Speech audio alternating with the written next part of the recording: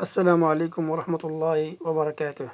إليكم موعد مباراة المنتخب المغربي ونظيره منتخب النيجر.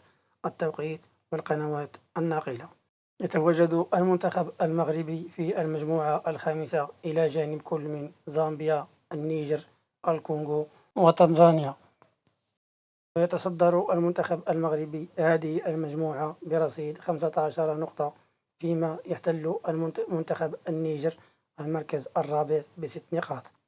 وستجرى هذه المباراة على أرضية ملعب الأمير مولاي عبد الله بالرباط بحلته الجديدة يوم الجمعة 5 شتنبر 2025 على تمام الساعة 8 مساء بتوقيت المغرب، تونس والجزائر، و10 مساء بتوقيت السعودية، مصر والعراق.